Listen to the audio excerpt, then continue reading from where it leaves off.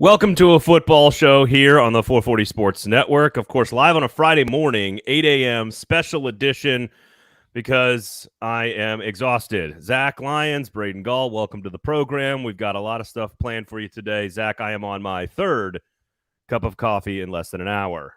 I'm running on 0 cups of coffee. I'm not a coffee drinker. That's a borderline serial killer move, I feel like. No, I drink Celsius energy drinks. I'm not. That's not a joke, but I've said before when the whole Ryan Tannehill recharge thing, I'm like, he's way late. I've been drinking Celsius energy drinks for like 6 years. Aren't energy drinks really, really bad for your body? No, not these. These are like all natural energy drinks. Well, give us some cash, but sponsor the show. Well, I have reached out to Celsius to let them know that we have a very popular show nationwide, and they need to jump in on this. And we have thrown 3 fewer interceptions in the playoffs. So that is true. Just want to point that out if they want to sponsor someone who doesn't throw interceptions in the playoffs. That's a low blow. I'm running on fumes, Zach. I've had no sleep all week, but I'm back in the home studio. We'll be back next week, of course, in the Cast Collective studio. And on Monday, completely all Titans, back to Titans, previewing camp, which is going to open up, of course, next week. We got a lot of fun stuff.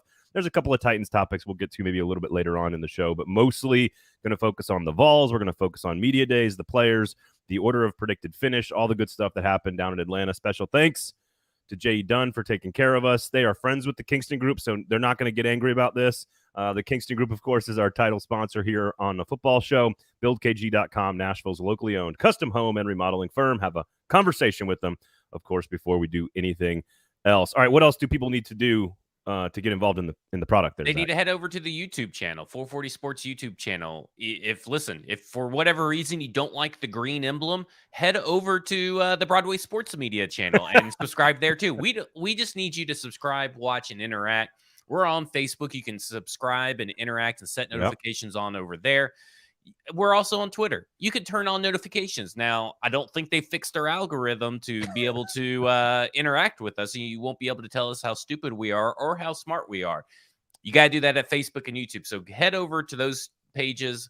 Head over to all of them. Just all the places. The Facebook, all the places. Turn on the notifications, and that way phone rings, vibrates once, you kind of ignore it. If it vibrates 3 times, then you know that the show is on. Yes, and normally you wouldn't need to guess on a Friday morning if we're coming on or not. Again, this is a special edition. That's why you turn on those notifications. That's true. I was traveling all week. Maybe there'll be some special editions later this summer as we now have football literally weeks away from happening. I can't wait, both college and pro.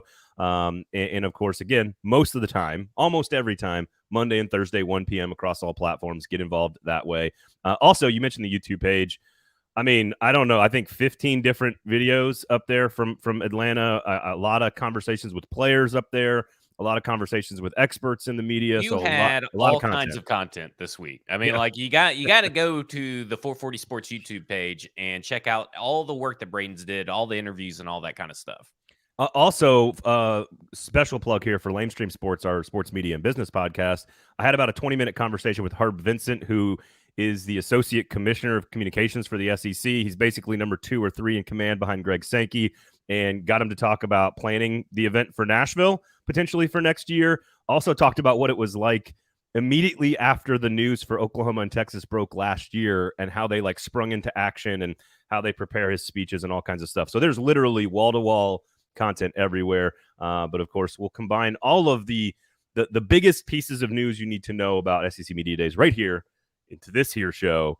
So rate, review, subscribe, and jump in the comment sections if you have any questions. Yeah, let's wrap up some SEC Media Days because you allude to the fact that they may be coming to Nashville. If you want to start there, that next year, SEC Media Days in Nashville. Yes, they'll be in Nashville next year. The question that everyone was asking is where, how, and why, because the event in Birmingham, Zach, is very, very tiny. It's like this tiny condensed little hotel, the Winfrey, that is attached to the mall, and it people get packed in there, and Radio Row is just like an airplane tube. It's just but it's a little bit more charming. There's a lot more fans in the lobby.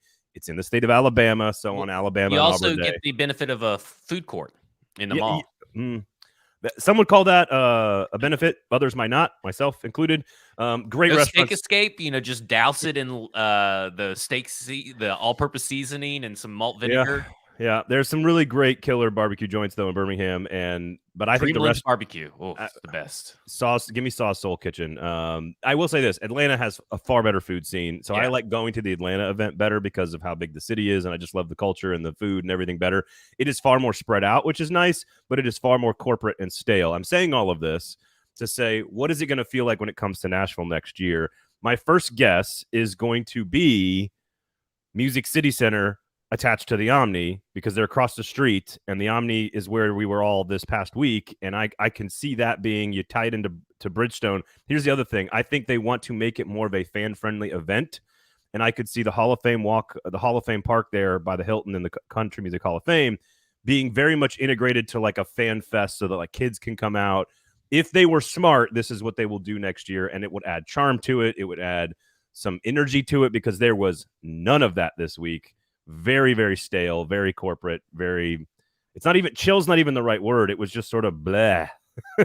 Will we get media passes, me and you both, because I know you do, for SEC Media Days? Will you bring me along and we broadcast live there? How well are you you're not sick of me? How well are you going to behave over the next 12 months is the question. I mean, nothing more than what I've already misbehaved already.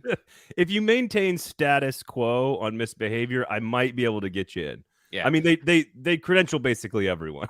Gotcha. Over 1,000 people attend this event, and listen, we'll get into some of the other stuff here as we wrap up. But again, I do think if I'm betting, I would bet Music City Center mixed with the Omni, mixed with Bridgestone, mixed with the Hall of Fame Park. That campus looks like a top spot in my opinion. And again, I hope they make it an outdoor event with a lot of fan stuff, punt, passing, kick type of stuff for kids. Have the players. I think you're asking for heat exhaustion. These kids to die from heat exhaustion. Yeah, these with the way the world is today, I agree with you. That would be careful. It was just so stale, and the coaches didn't say anything at all. I think one of the most interesting things, to get it to real football here, I think one of the most interesting things is that, and maybe I'm not in this group because I work with Athlon and we put the magazine together months ago, and so we have to study these teams really, really carefully. But we know less about these teams than ever before at this time of the year. So you mean there's less clarity, right? I mean, to clarify your statement with the word clarity, you mean less clarity. It's a little bit more murkier, and it's a guessing game behind the top two teams. Yeah, and there's reasons for that. Number one, we've had like real hard news each of the last 3 years. You had the pandemic 2 years ago. You had Texas and Oklahoma right in the middle of media days last year. You had the USC UCLA thing. You've had name, image, and likeness and expansion. We'll get to some of those conversations this week. But you've had all this real, actual big news in college football. And now you've got the transfer portal, so players are moving around. LSU and Ole Miss, for example, are built almost exclusively on transfer portal players. So we just know less about these teams than ever before. And I find that to be really fun. Like, it's really interesting to debate 2 through 5 in the East and 2 through 6 in the West. And I think it's going to make for a really entertaining season. I think there's a lot of good teams. We talked about it on the episode on Tuesday. It's a really balanced league outside of the top with Bama and Georgia. But again, we know less about, and this goes for all of college football, we know less about these teams than ever before heading into seasons. And I find that to be a fun and positive thing if you are a fan of chaos, which I am. Yeah, I think it's funny, and we'll get to what I'm talking about later, but I think it's funny that we know less about the teams, but we know more about the student athletes. I think that is hilarious because of what you've said on this show in previous years about them allowing students to be in front of pressers and stuff. But let's get into this lack of clarity, or maybe we can bring some clarity. Who are the runner-ups in both these divisions?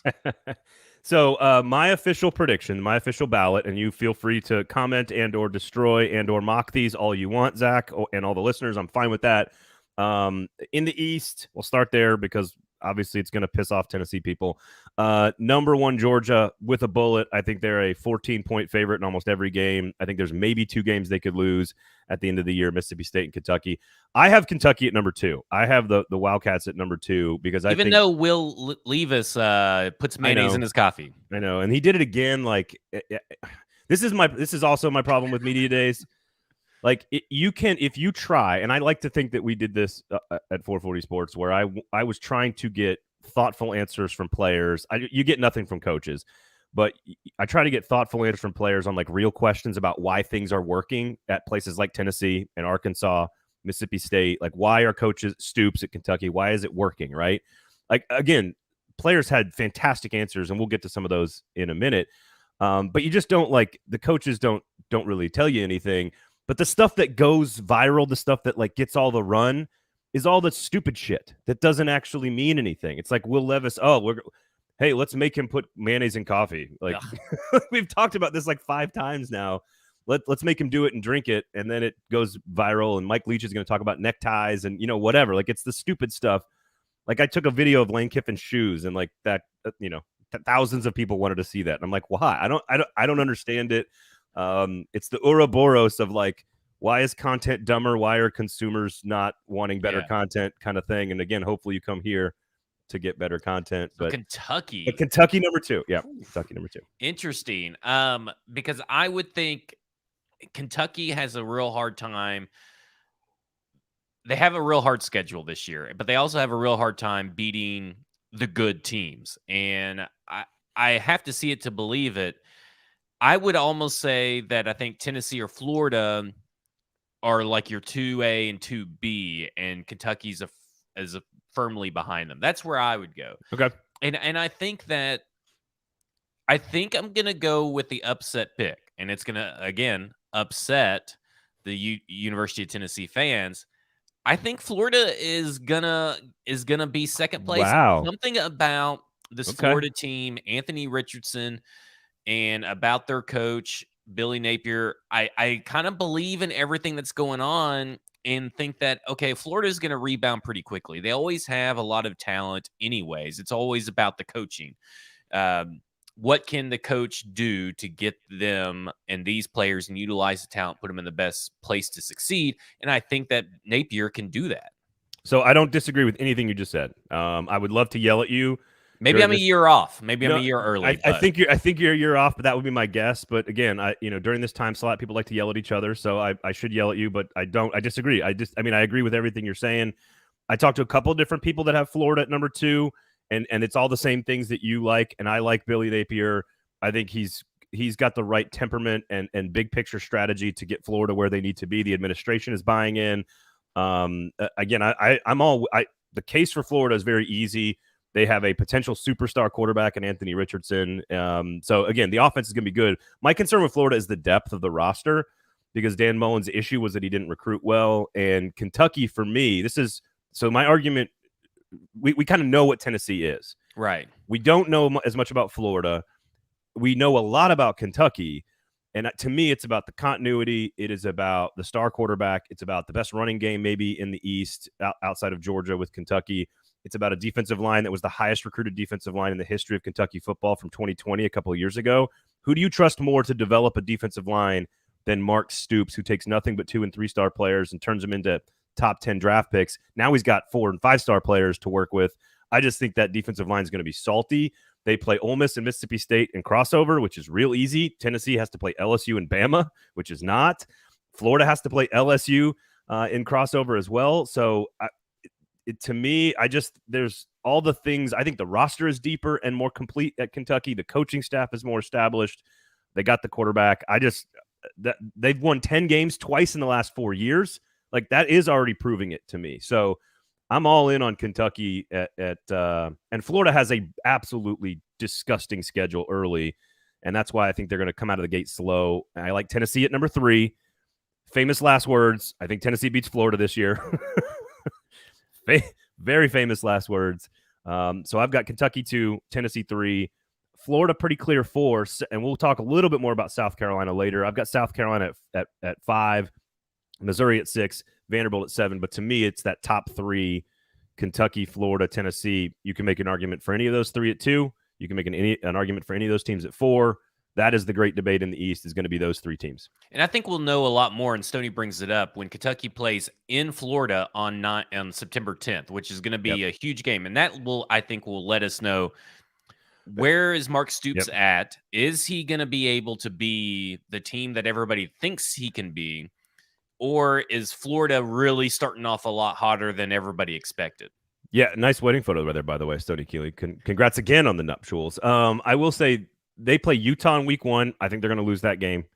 They play Kentucky, and then they play Tennessee. That is potentially 3 top 25 teams in the first month of the season for Florida with a brand new first-year coach rebuilding a roster. That to me is a difficult. If they get through it, watch out. You're absolutely right. They could be super dangerous and better than people think. I think they're more like 1-2 or 1-3 to start the season, or 2-3 to start the season, and then they get better as the season goes along, and they're real good in the month of November. Well, is the West any less murky? Or because to me, I feel like it is. I feel like it's Texas A&M, and that's it, right? Okay, so you're probably right about that, but I mean, again, or are you saying that maybe it's Texas A&M is second, and no, you're Alabama's second? No. Bama.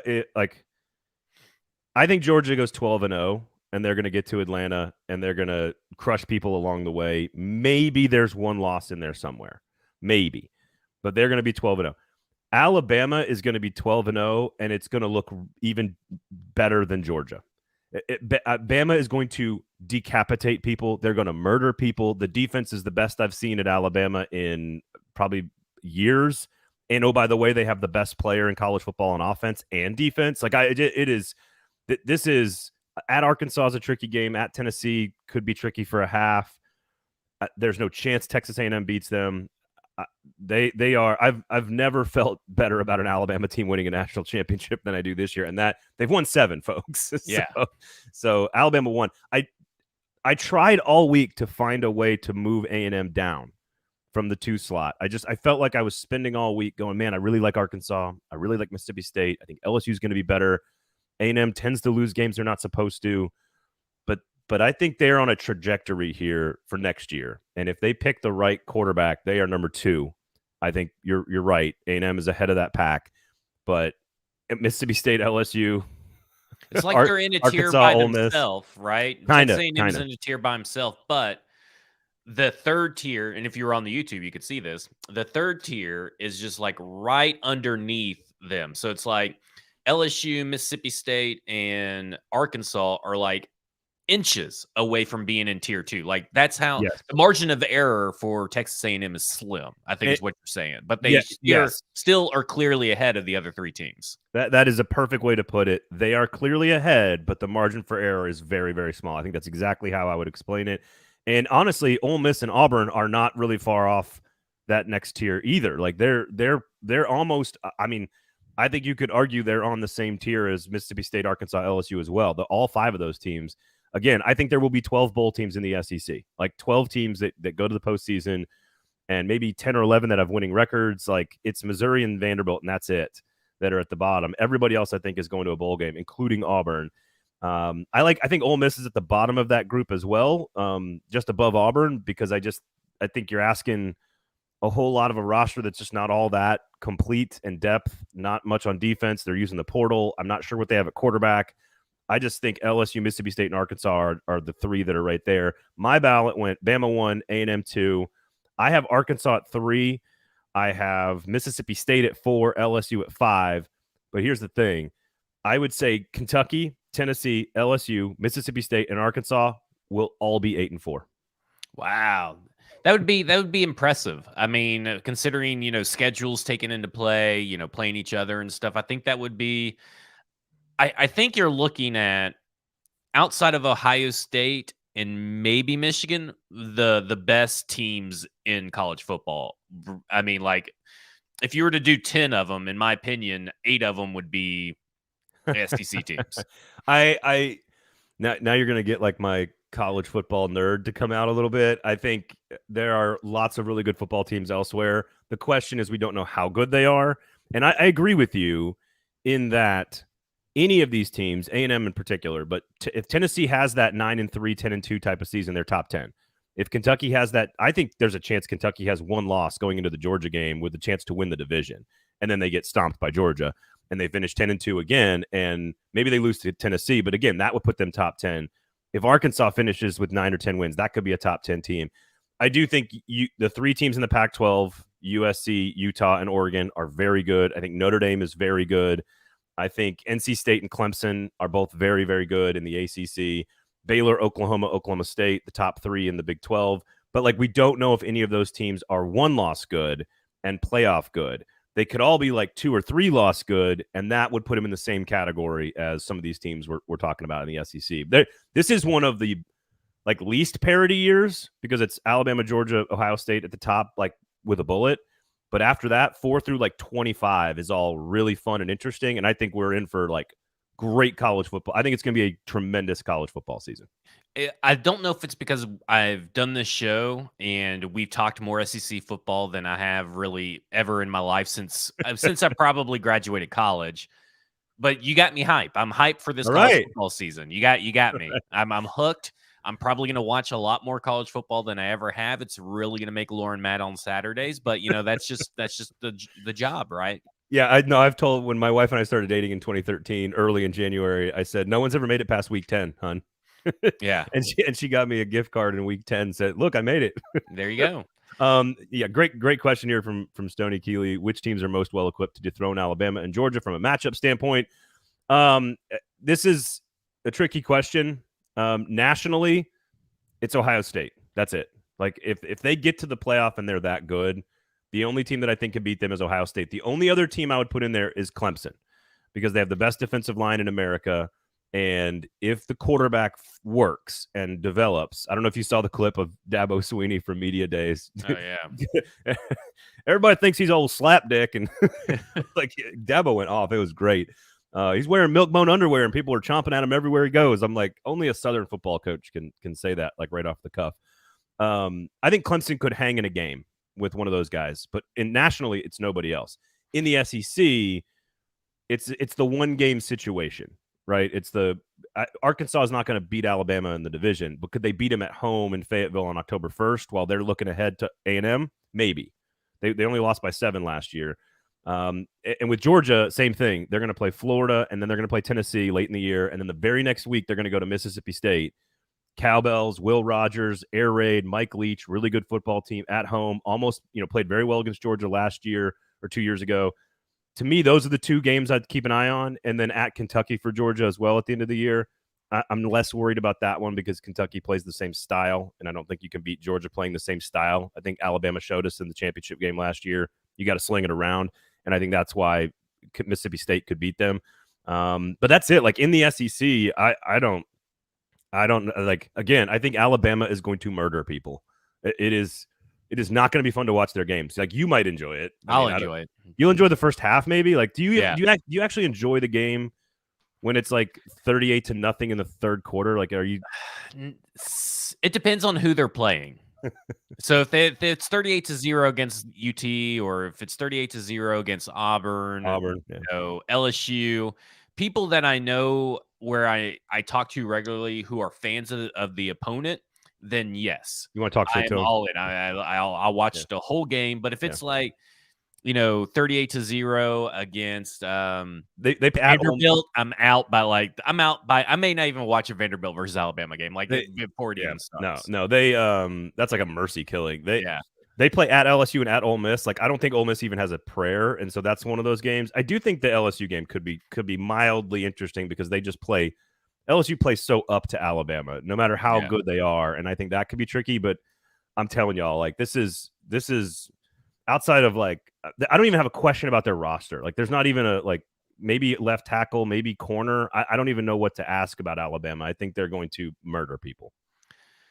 Well, speaking of murdering, I think everybody has murdered this topic and it's in the grave. Because to me, NIL and expansion is getting so stale because nobody has an answer. Nobody has a clear path. There's nothing to really talk about. It's like almost like until something happens, there's no reason to talk about these topics anymore. I think NIL, you're absolutely right on. People are tired of it. Our eyes have been glazing over for months. Every single coach and people in the ACC and the Big 12 did this as well at their media events. Greg Sankey's done it. Nick Saban did it this week. Like I heard Kirby Smart talking about it. I heard everybody talk. It's like, but they're all saying the same thing. And here's the problem, though. They say, well, all we want is uniformity and transparency. Let's all play by the same rules, which is basically all they've said the entire time. They just did it with like more colorfully. I did like Jimbo Fisher saying, our everybody's got these little things in life, but ours just went public from the guy who called the press conference to make it go public. I thought that was funny. but no one offers a solution. Like they offer like a broad strategic solution, but they don't offer the specifics of how it would work, and that's the problem. And check out an interview I did with Richard Johnson of Sports Illustrated on the YouTubes. He talks about like how Congress, like Greg Sankey, is trying to get Congress involved in this, and I just my head starts to hurt immediately when I hear that. Yeah. But he explains why that's maybe the only direction that this. At least he was trying to present a solution, right? None of these people have solutions, so I'm with you on that. It's done. It's sort of like a murder topic. When you talk to the players about it, it's fascinating. Like Hendon Hooker's, and we'll get into this a little bit later on, but Hendon Hooker's got a book. He's day trading. Will Anderson's launching a company to help protect athletes. Like there's lots of cool stuff that the players are doing. The people in charge just want to bitch about it, and they have no answers. Expansion is a little different. Expansion to me, when you look at numbers on like podcasts and you look at numbers on TV ratings and on like expansion plays, people like to talk about expansion because it affects everybody. The problem is it comes in these waves. Right. We get a big piece of news, and then we want to know, what does it all mean? And then after a few days of no news, it's like, all right, can we talk about football now again, please? Exactly. And that's what happened at Media Days. By about Wednesday, we were all like, can we argue about who finishes second in the East now, please? But there's going to be some news. From what I understand, there's going to be some news. The Big 12 wants to swallow as much of the Pac-12 as they can. The Big Ten's in on this as well. The Oregon and Washington are not waiting around. I think the big boys are still set. The question is what happens out west, and I think that could then trigger some more movement. But until that happens, there's nothing really to talk about. Yeah, I think the guessing game is fun for like the what ifs. What if this happens, or what if that happens is fun after the first set of news breaks, and then it's like, okay, nothing's really happening. You're exactly right. Nothing's really happening. And then it's like we spent like 20 minutes talking about, Notre Dame, or we spent 20 minutes talking about what's going to happen with the rest of the Pac-12. And then for weeks, we don't get answers. And then it will suddenly explode. Yep. And then we'll do the same. We'll be in a cycle again. It's a cycle for the expansion talk. And you asked me, I think it was like 3 weeks ago, right when the USC UCLA stuff broke, you were like, what do you think is going to happen? And I was like, nothing. And you were like, oh, really? Like you don't think it? I was like, no, SEC, Big Ten, Notre Dame, they're not doing anything for a while. I'm not going to say like sources, and I'm not reporting this. There will be movement west of the Mississippi. I think sooner rather than later. I think mid-August would be my guess. So I think we're a couple of weeks away from this. But the Pac-12 right now is in the middle of their negotiating window, and they're going to have some pretty big decisions made in the next 2 to 3 weeks. So I would say look at mid-August for the next round of news, maybe earlier, and then after that there could be some ripple effects. But I still don't think the SEC is doing anything. I think the SEC is staying right where they are for a while.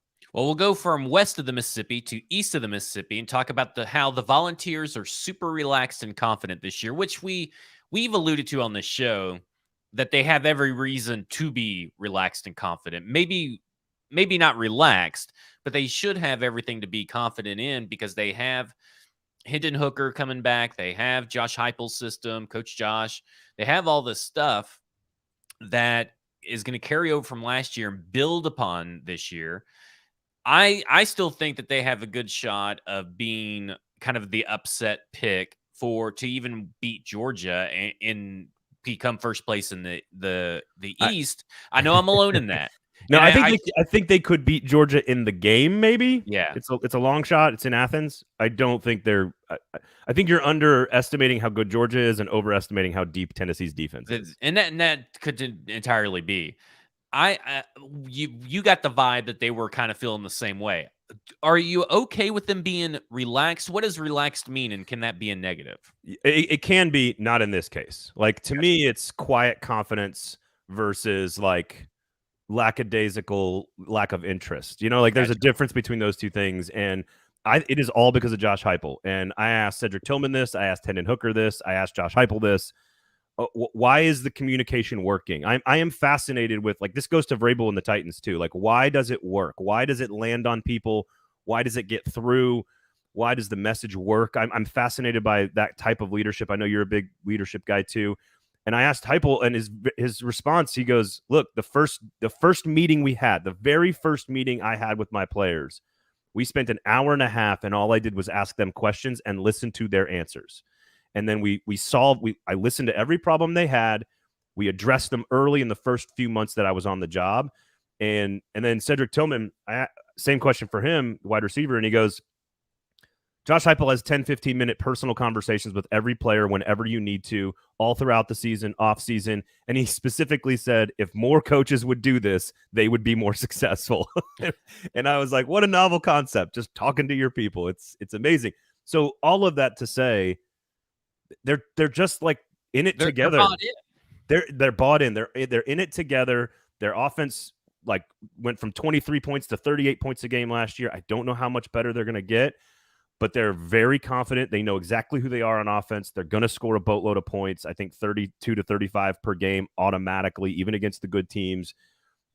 That is the confidence there. The defense is totally different. There's 2 good edge rushers, and that's about it. We don't know who's going to play in the middle. Jeremy Banks is a nice piece, but there's not a lot of linebacker depth. The safeties are okay. There's no cornerback depth. Like, we don't know anything about the defense, and they got to play at Pittsburgh, at LSU, Florida, Georgia, at South Carolina late is a tricky, sneaky game. Kentucky's really good on offense. Like, so they're just looking to probably outscore their opponents this year more so than stop their opponents. I think that's sort of Josh's plan all the time, every year. But this is why they have to recruit the way they're recruiting, is they've got to get dudes on defense. And until that happens, I'm not picking them to challenge that 10-2 mark. But hey, if it happens, it's because of the culture. And I know that's a cliche, but we give Vrabel credit for this. I think Sam Pittman deserves credit for this. Mark Stoops at Kentucky deserves credit for this. Mike Leach at Mississippi State. Like, when you get people to buy in, man, you can do things. And they are just relaxed. They're confident. They know who they are.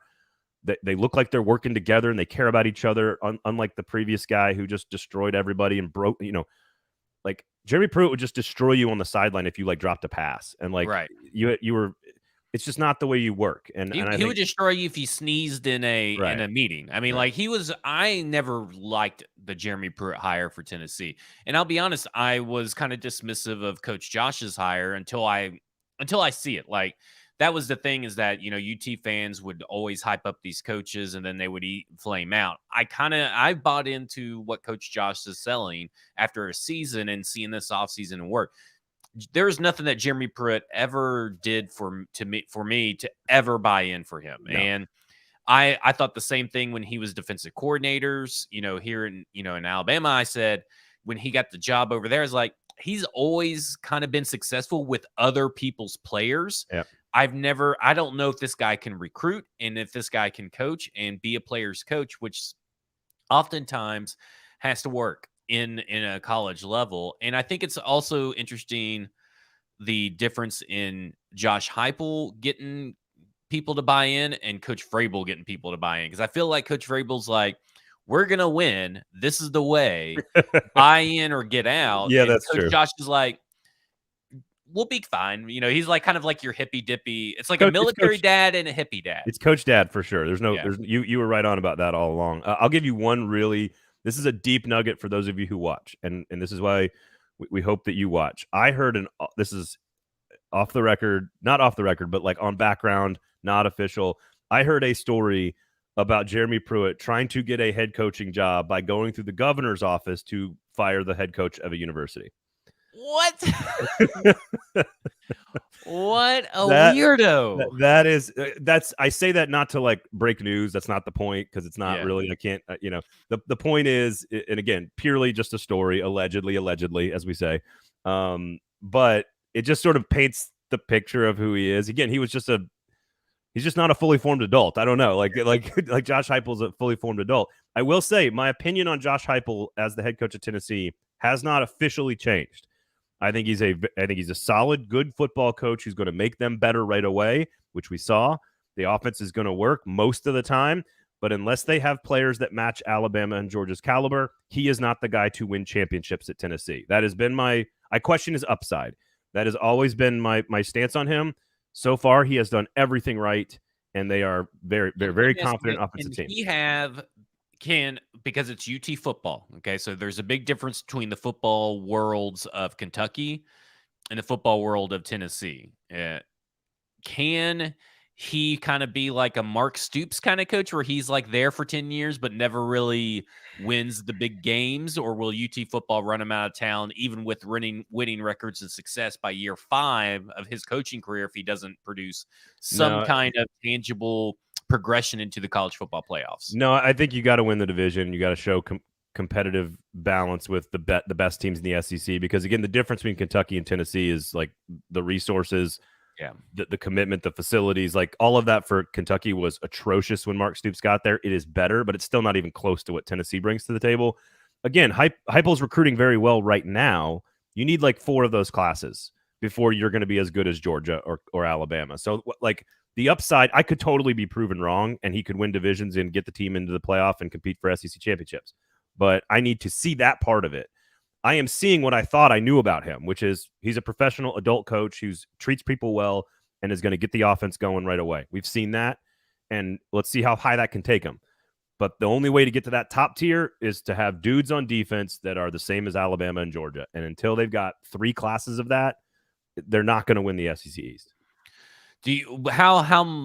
What is the leash for both these coaches? Because I know that's not the topic, but I wanted to ask this earlier when we were talking about Kentucky, and I forgot. What is the leash on both these coaches? I mean, Mark Kentucky's Stoops, he's not even on a leash. Like he's like there he could be coach for life if he wanted to. He's like the border collie that has the run of the farm. Like there's no leash, there's no fence. He's never going to like he'll just run around as much as he wants. I think the only way he leaves Kentucky is if he goes to Iowa. He's an Iowa alumni. Kirk Ferentz is the longest tenured coach in college football. He's got like 23 years there. If and when Iowa and if and when Kirk Ferentz ever wants to retire, Mark Stoops could go there. I think he's got no leash. I don't think he's on a leash. Heupel, I don't know. I think right now he's fine. It's really long. They're going to have a good year this year. Once he has to replace Hendon Hooker, we'll see how good Nico Iamaleava is. We'll see how good the defense starts to get. You know, can they keep recruiting this way? Like everything's on the right track. But so was Butch Jones. Like Butch Jones went from 5 to 7 to 9 wins in his 3 years, and everyone was like, all right, and recruited well. So we've seen the story before. I just think we need to there's a lot more substance with Josh. I don't think, Butch was a shyster car salesman. Josh is a pretty genuine dude. So it's about the upside for him. That's the question. Yeah. I think 4 years from now, like his 4th season, if they have yet to get to 10 wins, that's when the leash gets a lot shorter. Well, let's talk about student athletes who they basically were stealing the show all week, in your opinion. You brought it earlier, Hendon Hooker's book. What is this about? So this is the case every year. They are the best part of the event, period, full stop. It's not the coaches blathering on radio stations. It's not them arguing with each other. It's not Greg Sankey's statements. It's not NIL or expansion or the order of finish. It's none of that crap. The best part of the event is the players, period, full stop. And Hendon Hooker is publishing a book, a children's book about his faith with his father. He is a day trader with like he's teaching kids about financial principles. Like this is an extraordinary young dude who cares deeply about his teammates, his community, his family. It's just like I just am blown away by the level of accomplishment some of these guys have.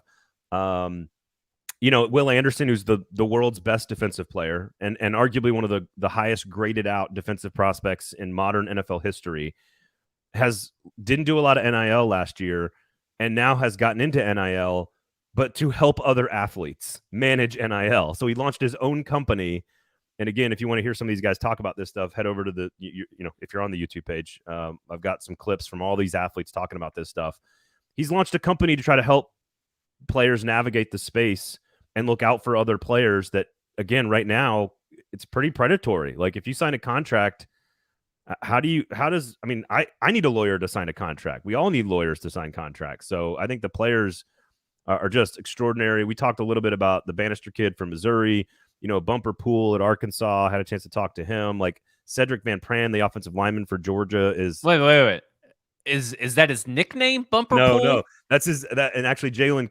We know where his parents conceived him at. Jalen, I was underneath a pool table at down underneath the ML Rose Pool Hall. Free shout for another sponsor. No, I think Jalen. ML Rose has a pool hall. No, remember the old Melrose underneath? Like it's. Oh, I didn't know that. So Jalen Catalon is a really good player for Arkansas, the safety, and he was asked like, When did you learn that that was his government name? Like that was his government issued name, Bumper Pool. But again, he's like, I grew up in Texas and we hate Texas. But he again talked about Sam Pittman and how he communicates and says, he comes into a room and he completely commands a room, and we would go to war for this guy, and it's because he go to war for us. And again, Derek Hall, the Auburn defensive lineman, one of the best defensive linemen in the league, talked about how he had to deal with all the is Brian Harsin getting fired stuff, and he goes, yeah, me and a couple players went into the office to try to convince the ADs and the presidents to keep Brian Harsin because of the kind of guy he is. Like, these guys are extraordinary. That's kind of like big news to me. Like, well, I think it was kind of out there that it had happened. Like, a few players went. He didn't get into the details of it, which I respect, but he basically like offered the type of wisdom you only get like when you're like 40 years old. He goes, man, we just learned as a team how fast it's all going to go, how quickly anything you love can be taken away from you. Like he had great perspective on life and about his career at Auburn.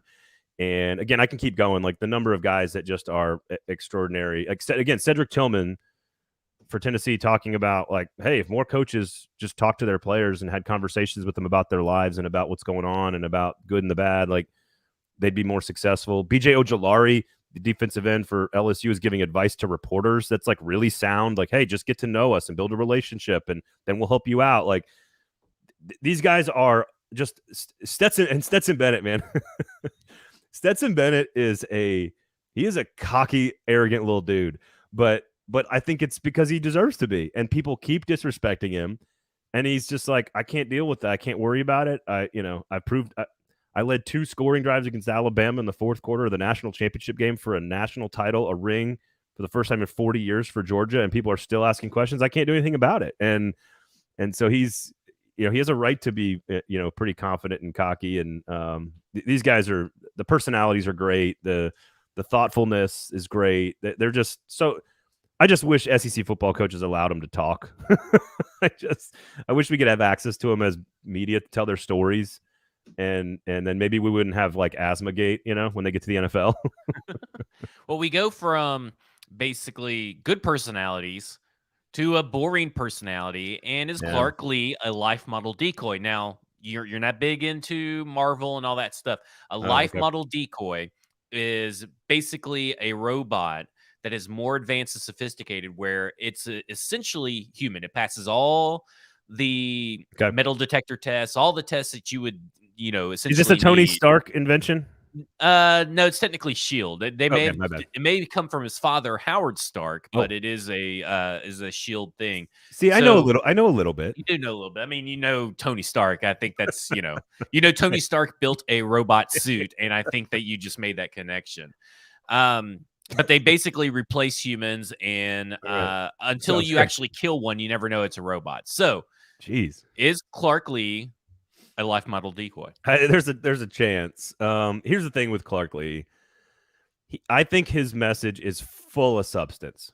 I think his leadership is full of substance. I think how he wants to execute his plan is full of substance and real stuff. And I think it lands probably extremely well in the meeting room. I think one-on-one with players, it probably works really, really well. I think it works really, really well with the team. But there is no public flash at all to it that gets you excited. That he just doesn't have the ability to go off script. He doesn't have the ability to sort of just like be himself. And like all these ball coaches who are just like old dads can like riff, and they can kind of sell you on a vision, and they can get you excited and energized about stuff. Josh Heupel does it pretty well. Sam Pittman does it great. Shane Beamer is like the epitome of this. I don't know Shane Beamer really stole some hearts. We'll talk about in the next topic, but he really stole some hearts. And we'll talk about how much substance is there. That's the question. That it's the opposite with Clark Lee. I think there's a lot of good stuff there. He doesn't know how to project it out into the public, and that's what you kind of need to do to get people excited about your program at this particular event.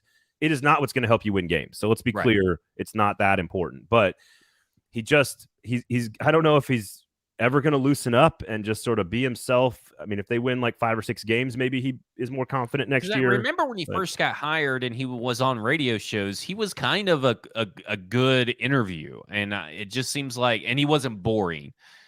You got to ask the right question. You got to ask the right question. So it's kind of like Vrabel. You can get Vrabel talking if you ask the right questions. Except for Vrabel's always entertaining, whether he's mad, angry, or whatever. No, I've interviewed Clark on radio, and I could like hear him through the radio start to smile when we started talking about like leadership books and like because he's got like a huge library that he gives to all his players. And like if you're going through something in your life as a player on or off the field, I've got something to help you with that is sort of his model. And that's that's really good substantive stuff. It doesn't until you get him talking about that stuff, he's just like, we're building a program with players from the ground up. We're going to tear them down. And we had to go through this thing last year that was really tough to begin. We tore the house down to the studs, and now we're going to rebuild it. And this is going to be great for the program. And then we're going to keep working.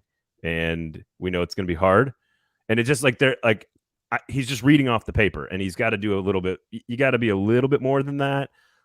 His comment that caught a lot of flack was we're going to be the best program in the country. Yeah. And I don't. Yeah, okay. So I think I know like what he means is we play in the best conference in America. You get to live in Nashville, Tennessee. You get to get a degree from Vanderbilt University. Like I get the argument of why it could be perceived as one of the great like all around places to be an athlete. But like actual wins on the field, like no. Yeah. That's not what we're talking about here.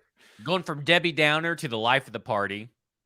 Now, I probably should have phrased this differently. Does South Carolina have Braden excited? Let's just forget that the why is there, because you put out a tweet asking a question in similar fashion. Yeah.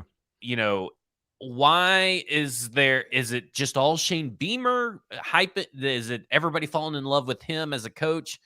Why is South Carolina, I think out of all the teams that were in attendance at media days, all the SEC teams, nobody helped their stock more in the public eye than South Carolina.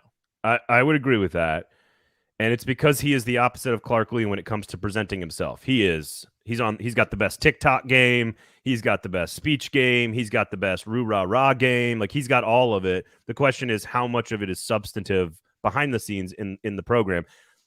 They were way ahead of schedule last year. They won 6 games. They could have won 3 games last year. They lost to Vanderbilt in the final, or they beat Vanderbilt basically on the last drive. They beat East Carolina basically on the last drive. They got Auburn when they were trying to fire a coach. They got Florida when they did fire a coach. They also could have won a couple of other games. Like it was a crazy team to watch. And people love Spencer Rattler. He is arguably the most talented quarterback in the history of South Carolina football, and he has not thrown a pass for them yet. So there's substance there with Spencer Rattler. Very good tight end group. They're going to be good. They're going to be better on offense. So I went in thinking 4-8 for South Carolina. Last year was a bit of a mirage. A lot of people are talking like 8-4, competing with Tennessee and Kentucky in the East, and I'm like, I'm not there yet. So while I've increased my value on South Carolina, 6-6 probably is where I'm at now. I think they've separated themselves from Missouri pretty clearly. I think they're closer to Florida, Tennessee, and Kentucky than I thought, and that's why I've moved them up in my head. But I haven't changed their ranking in the East. I had them 5th going in. I've still got them 5th coming out. But you're right. They're the team that helped itself the most was and that was the most buzzy behind the scenes, where everyone's talking about everything that's going on, like coaches, players, ADs, media people. South Carolina is a team that sort of people are buzzing about, and I'm just not ready yet to say that they're as good as Kentucky or Tennessee or maybe Florida. It reminds me of the off season for the NFL when teams are hyping up the Browns or they're hyping up the Jaguars a couple of years ago after they went to the championship game in 2017, and even now how they hype up the Colts. The people aren't infatuated with the personality of maybe ownership or the coaches or what have you. And I think they kind of like a car salesman. I think they get a little bit of pizzazz and they're like, oh, these guys are going to be good. I think that's fair. I think that's right. And again, Spencer Rattler, he is sort of the deciding factor here, much like Anthony Richardson for Florida. If he is great, your point about Florida being the number 2 team in the East is possible because Anthony Richardson could be that special. If Spencer Rattler sort of lives up to the hype of his talent and they can maximize his ability, then South Carolina is really dangerous. Again, they play Tennessee late in the year at home. That's a really dangerous game if Spencer Rattler is real good. But why would he be better with a lesser offense in a lesser system in a tougher conference and a tougher schedule? Like that's my question: is why, if he couldn't do it with Lincoln Riley's offense with Oklahoma's players in the Big 12 against Big 12 defenses, why would he? Why would it translate? But the only way it could translate is if he matures in his approach to the game and on the sidelines and in his leadership, because he was a immature mess over in Oklahoma. So yeah, can he put together? Can he and Shane Beamer's personalities mesh well enough to where he's going to live up to the expectations that were on him, but just in an entirely different setting? Well, and Shane Beamer, if you don't know, Shane Beamer recruited him to Oklahoma. He was on the staff, so they have a very deep relationship. So that's part of why he's there. And to be honest, it also could be the reason he lost his job at Oklahoma. It could very much be Caleb Williams is the best quarterback in America. Like that's right. There's also some perspective and context there as well. So I do think, again, he is the most talented, physically gifted quarterback South Carolina's ever had. And if he can maximize that, then I can see why people are buying in. I'm just sort of in wait and see mode on that, even though I've bumped them up in my head a couple of wins. I went from like 4 or 5 wins to probably 6 or 7 wins. But I don't know what that means in the standings. I think they're a firm 5th. I just don't see them being any better than 5th in the conference. That's fair. Or the division, I guess. Yep. Well, you've been consuming SEC information all week. News, interviews, all that kind of stuff. Do you have any questions? Do you have any questions for me on what happened in Titans world? Oh, I can't wait for this. We'll do rapid fire, okay? Okay. How concerned are you that Sam Pittman is talking about things that we talked about 6 months ago? Not concerned about that he is talking about it. And I think there is a huge difference, because I said this. It's not a big... Treylon Burks right now, his conditioning is not a big concern to me. Does not mean I don't have some concern. It's not no concern. It's just not a big concern. It's not new concern. It's not new concern. It's the same concerns that we talked about, that we're going to have to see it in training camp. Right. I'll grow concerned in training camp when certain things are being not done or done by the staff and their decisions and what he does on the field. It's just hard for me to just like overreact just because they lost AJ Brown. And that's really what it ties back into. Oh, they lost AJ Brown. And I see a lot of people still saying Isaiah Wilson. Stop. This is just not the same guy as Isaiah Wilson. No, it's just not. And someone asked, Tic Tac Titans asked, who does the Locked On Titans podcast network, asked, well, have you met him? Well, I don't. And I responded, I don't have to meet him, because he is eating donuts in the middle of Charlotte late at night. He isn't running from the cops. He isn't getting DUIs. He's not drinking lean and putting it on Instagram and TikTok. He's eating a bag of Doritos on a boat. That's what he did. Yeah.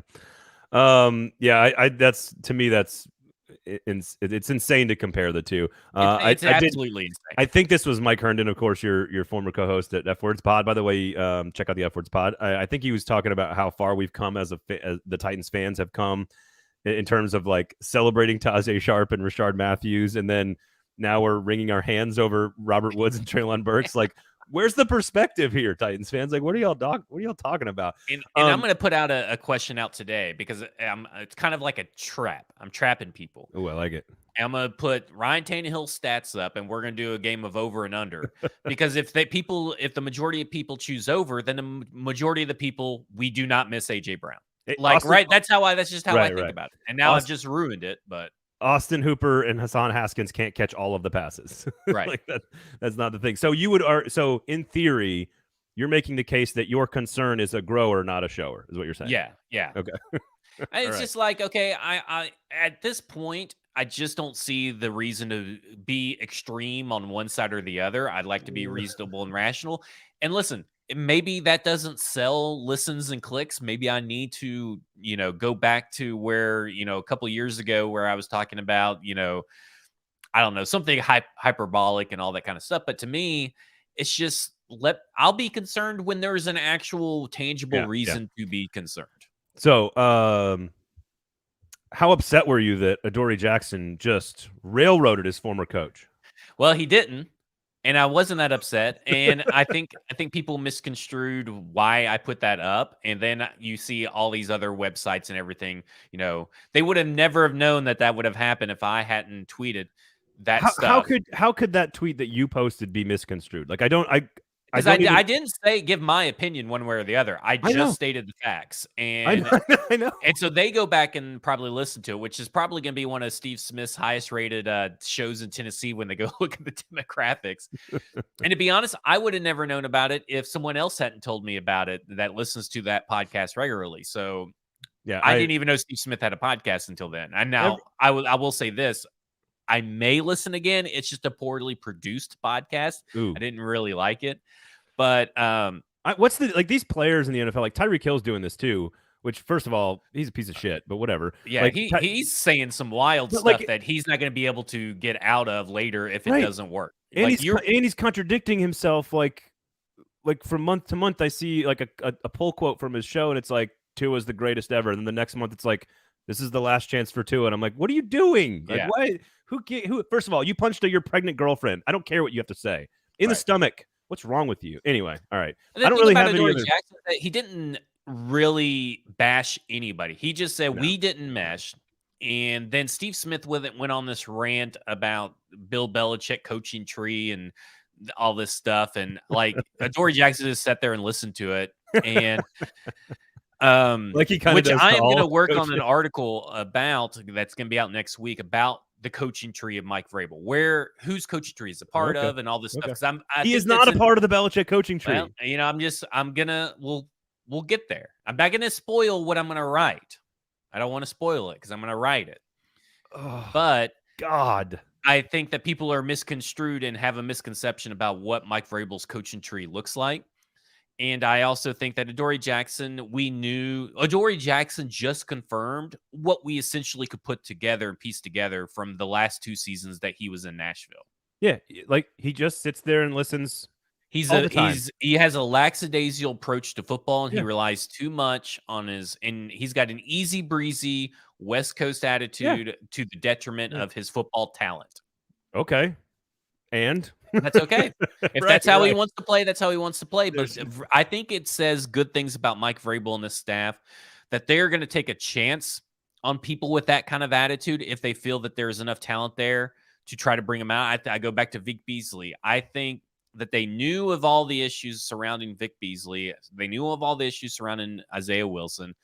And I think that ultimately they felt that the risk and to the reward is great because they have seen that their system works 9 times out of 10. Yeah, I agree. I don't really have any other Titans questions. If you want to listen to Zach explain a whole lot more about Adoree Jackson, go check out the F Words pod. I know you guys talked a lot. Oh my gosh, me and Justin Graver at Titans Film Room. I didn't realize how many different topics we hit until I was trying to build the tweet and build the article. I was like, man, we had so many topics in just an hour, and it did not feel like an hour. Yeah, it helped me in the airport when I was delayed 4 hours coming home, and it's also why I'm on my 3rd cup of coffee. And there you go. Okay, so huge Titans camp preview coming up next week, of course. Rookies report today, Friday. Woo, baby. It's going to be a lot of fun. Football is here, folks. When media days are done and camp opens in the NFL, college and pro football is here. We are weeks away from pads popping. It's going to be a lot of fun. Cannot wait. Make sure you turn on all the notifications, the YouTube page. Check out our great sponsors, of course. BuildKG.com is the website for the Kingston Group. Broadway Sports Media, 440 Sports. Check out the YouTube page again. All of the interviews from SEC Media Days are up there. Lots of players, lots of media folks that are up there. So go check that out. For Zach, I'm Braden. Anything else? No, I think we're good. Back in studio on Monday. So otherwise, have a great weekend, everybody. Thanks for hanging out with us. My name is Braden Gall. His name is Zach. We'll be back next week. This has been a football show.